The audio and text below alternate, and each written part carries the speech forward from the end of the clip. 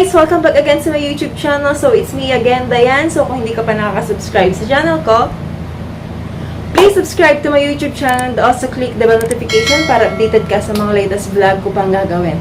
So, yun na guys, for this vlog, siguro nahalata nyo na kung ano ang ating magiging vlog for today's video.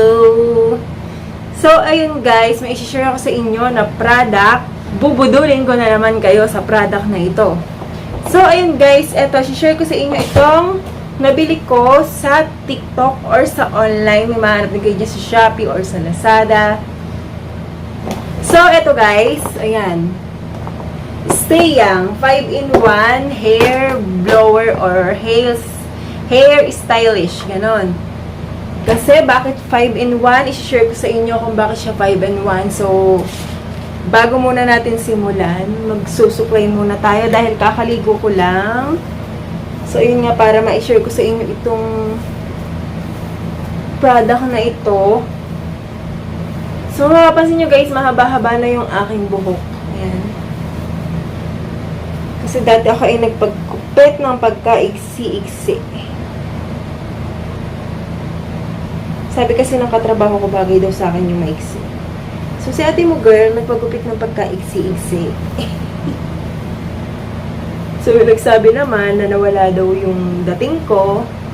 Ay, dating pala yun. Nawala daw yung dating ko nung maiksi yung aking hair. So, yun guys, sinuklay ko muna siya. And then, ayun, papakita ko na sa inyo itong, aray ko, sakit mo yung adim ko. Okay, eto si Stay Young. Ayan, hair styler. Then, sa likod ng box, makikita nyo ito, kung ano yung mga nakalagay na attachment dyan. Kita nyo ba, guys? So, yun. Made in China siya. Karamihan naman sa produkto natin is made in China. So, ito yung itsura niya sa loob, guys. Ito. Meron siyang plastic na ganyan. Yung paglabas, yung itsura niya. Tapos, meron pang plastic tong mga ganito na ito. Tinanggal ko lang dahil sa gabal. Ayan. Yan lang, plastic lang yung nilagay nito. Merong ibang style or mas upgraded yon. Hindi ganito yung lalagyan niya. Maganda na yung box niya mismo. Parang di takip lang na ganun yung cover. Tapos tanggalin mo. Tapos naka-arrange na siya doon. Tapos, ayan, may kasama siyang manual. Ayan.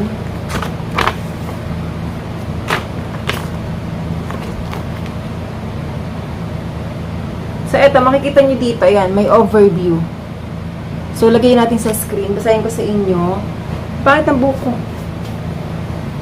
Pangit ang buko, guys, mula nung nagkulay ako nung nakita ko sa TikTok. Ito talagang TikTok na to, kung ano na na-influensya, eh. So, nagkulay ako ng, ano ba yun, yung 00, tsaka hinaluan ko ng ibang kulay, parang ash blonde. Ang nangyari ngayon sa buko, yan, hindi na maganda yung, ano yan, parang undry. So, overview. Please read the following instruction carefully to allow you to enjoy your quality product. Uwe. Ito yung letter A. So, pakita ko na sa inyo in personal.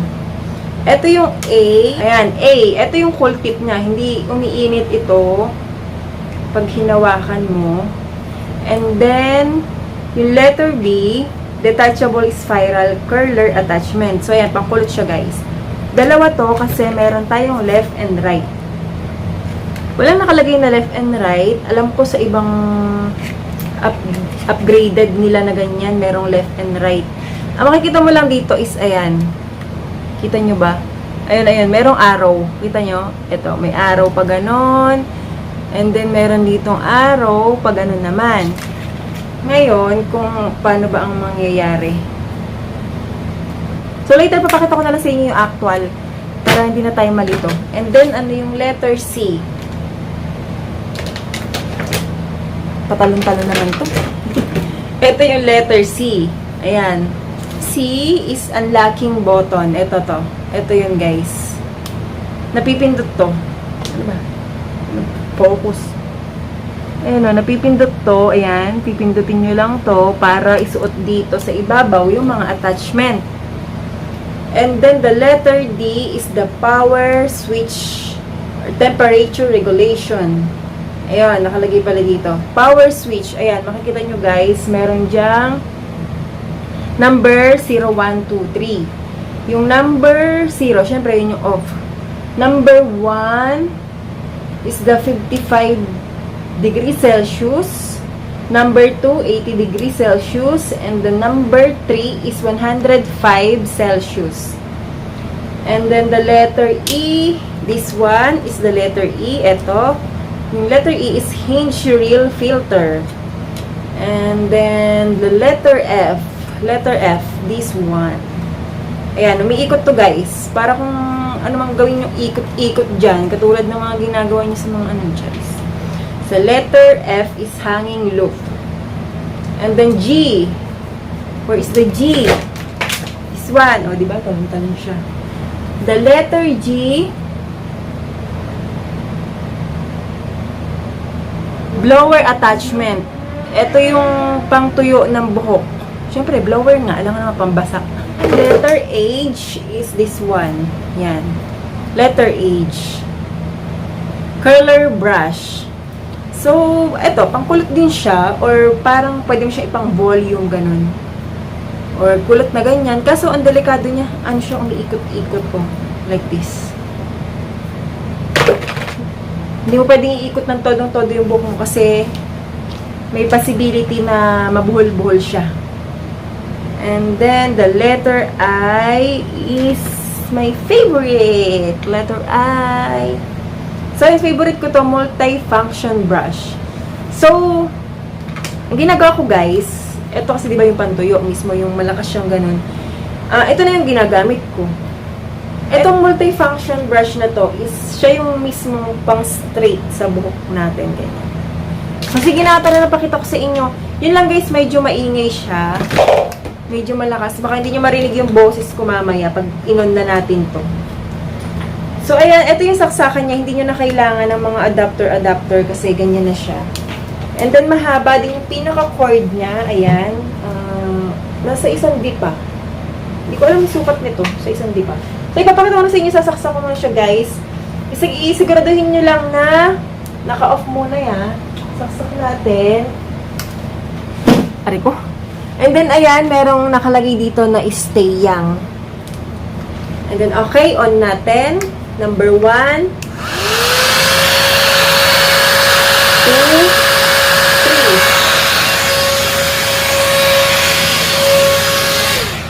So, ayun na yung hangin niya. Yun na yung ingay niya, guys. So, tiyagain nyo muna. So, papakita ko sa inyo itong product natin.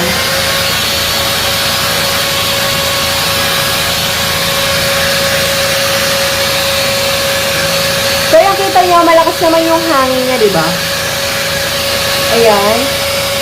Pero ako kasi madalang ko na gamitin ko. Yung isa na yung lagi kong ginagamit. Yung multi-function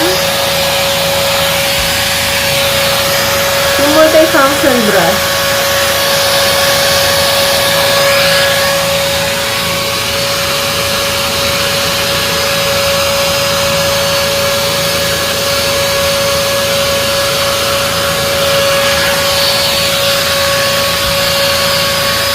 Nakikita niyo ba yung mga sumusulpot doon sa buhok ko? Ayan, may nasira yung buhok ko.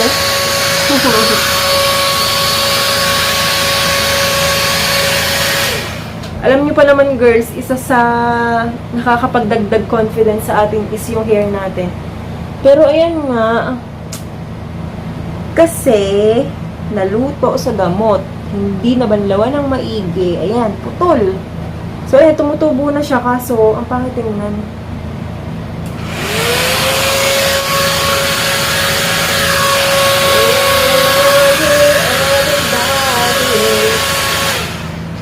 So, in case, papatuyin ko muna tong aking hair and then later papakita ko sa inyo yung mga attachment niya, yung pang curl, yung pang ano, kung effective siya, kung talagang nakaka-curl and then kung talagang nakaka-straight.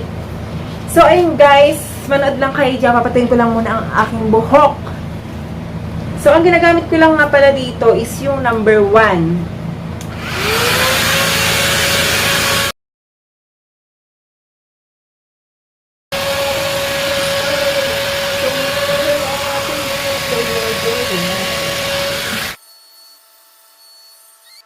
So, yun guys, nasa 90% na yung pagka-dry niya.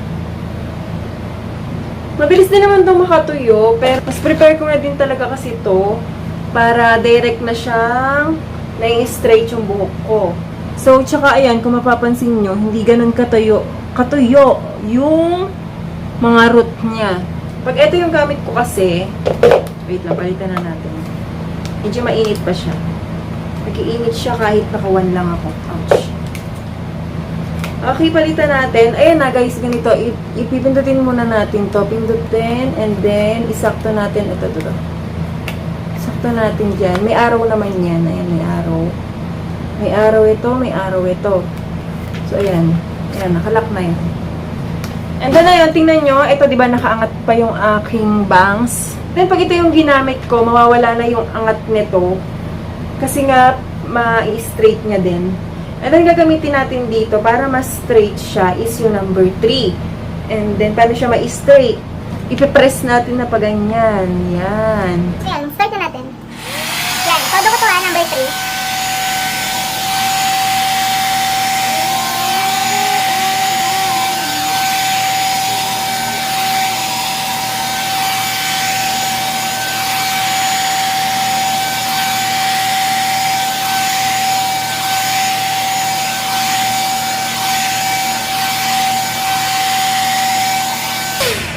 O, diba? See the difference? O. Kita niyo yan? Hindi na siya ganun nakaumbok. Then, eto naman, try natin dito. So, yan, try naman natin dito sa kabilang side.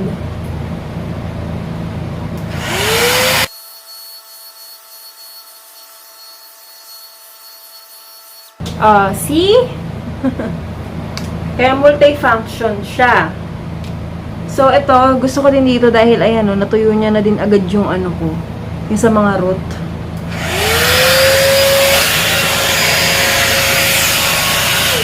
O, see? Pag ito yung ginagamit ko, napapatuyo ko yung lahat ng buhok ko in 10 minutes. 10 minutes tuyo na siya.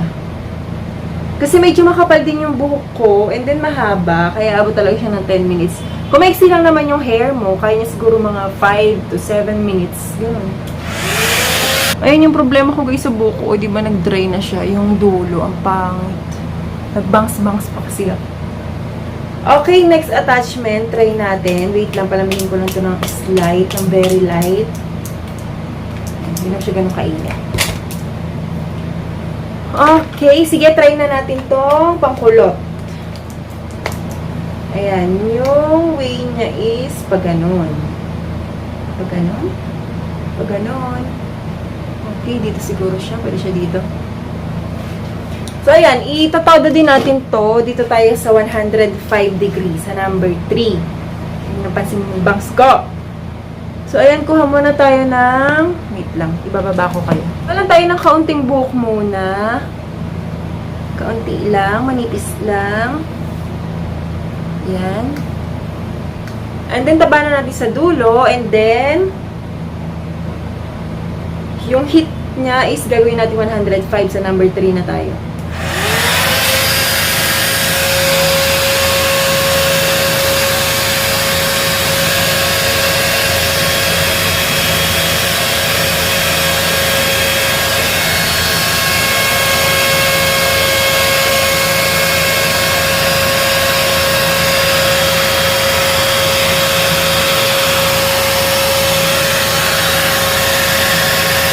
So, yun guys, kung saan niya nasisip-sipin yung buhok mo, ayan, kung saan na siyang mag-iikot dyan. Yan.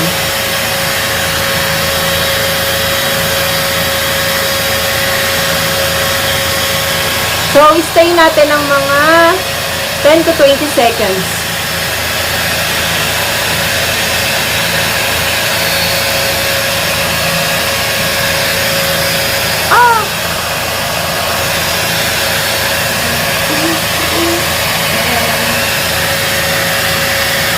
Then,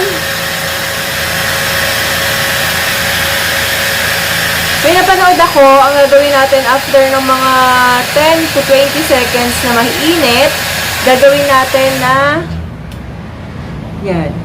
O, diba? Tama ba yung pagkaikot? So, ayan. After nung mainit, hindi ba, gagawin nyo is, ibababa nyo siya sa number 1 ng mga 5 seconds. Tama ba ikot niya? So, ayan. Ganyan siya, guys. So, ayan. Magkukulot pa tayo. Magkukulot pa tayo. Kuha lang tayo ng manipis na buhok. Yan. Then, sagad natin.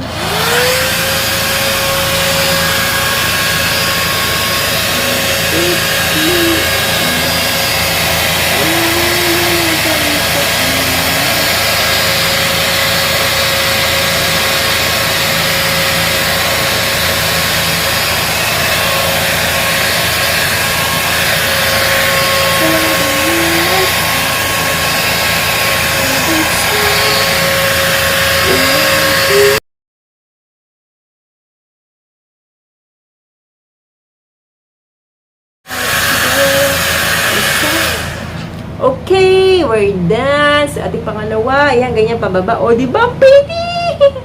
Ang pretty niya. Ang pretty ko. Charis.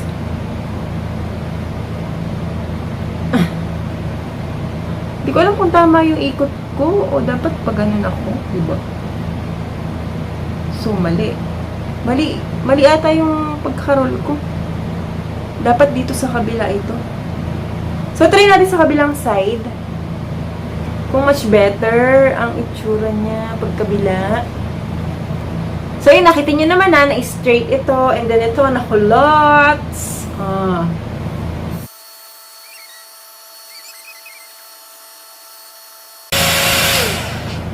So, yun guys, more practice lang talaga ako dito kasi nalilito ako sa ano niya. Ito, mas okay dito to sa way na to. Yan. O, diba? Mas tama ito dito. Mas accurate. Eto, pwede rin naman pag ganito, pero parang gusto ko pag ganun dito sa kabilang side. Mas okay to dito. Tandaan ko na nga ito. Ganapa. So, ayun, nalilito kasi ako. Ayan, tinandaan ko na siya. Nilagyan ko siya dyan ng itim or nilagyan ko siya dito ng R. Right. Ganun. Sige, isa pa. Patayin muna natin. Ayan, tuyo na siya, guys. Okay, isa pa gawin natin dito. Di ba madali lang siya? Unang ginagamit ko to, nahihirapan ako eh. So, ngayon nadadalian ako. Okay, let's try another one.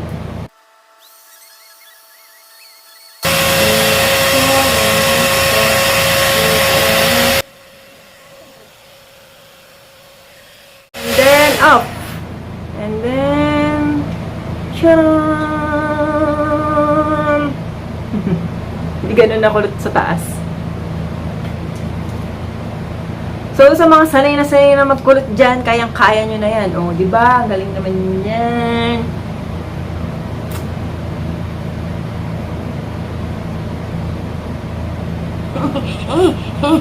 Isa pa!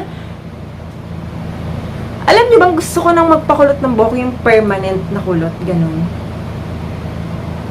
So, yun guys, trivia lang. Dati talaga akong kulot. So, pakita ko sa inyo yung picture ko nung bata ako. Ayan yung totoo kong buhok. Ganyan. So, ngayon, yan yung pinapangarap ko na buhok ko. Dati, puro straight yung gusto ko. Pero ngayon, ayan, gusto ko ibalik yung ganyang buhok ko. So, ngayon, gagamit na lang tayo ng ganito para bumalik yung pagkakulot. Yan. Gusto ko dyan. Yan talaga, accurate talaga dito yung ikot niya. So, okay. Another one.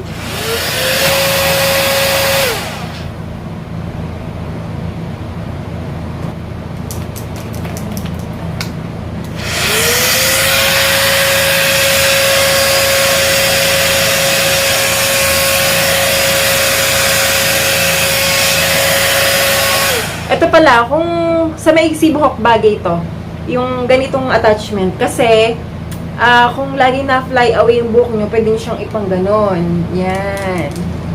Para titikom na siya. And then, magkaka-volume yung hair nyo.